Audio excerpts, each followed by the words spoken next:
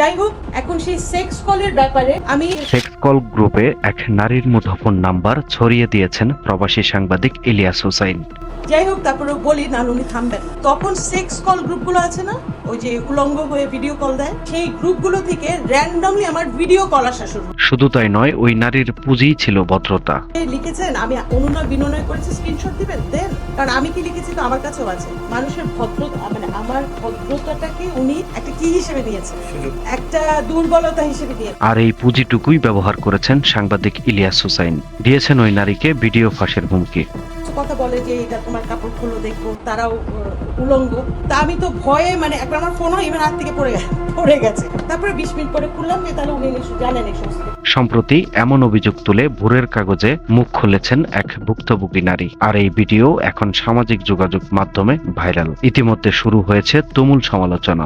আপনাকে বলি ইলিয়াস ভাই, আপনি মিথ্যাচার করেছেন, আপনি মানুষের সামনে আপনার গ্রহণযোগ্যতা হারিয়েছেন, আপনার তথ্যের গ্রহণযোগ্যতা হারিয়েছেন। আপনি যা বলেন সেগুলো এখন আমরা বিশ্বাস করব না।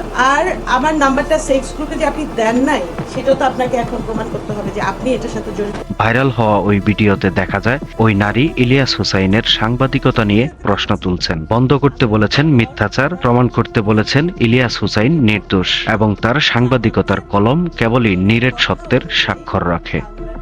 আমি তো মনে করি উনি জড়িত। কেন উনি এটা করছেন বুঝাতে পেরেছি। আমজনতার দল ওনার এবং পিনাকি ভট্টাচার্যের এবং একটু জামাতে। সময়ের কলম, নিউজ ডেস্ক। 5ই আগস্টের পরেও জামাত একটা সুযোগ পেয়েছিল সাধারণ মানুষের গ্রহণযোগ্যতা পাওয়ার। আমার মতো মানুষ আমরা ওপেন ছিলাম, কিন্তু তারপর দেখা গেল যে না, ওরা রাজাকার। ওই একবার বলে আওয়ামী লীগের দিকে, একবার বলে ইউনূসের দিকে, মানে দল পাল্টানো।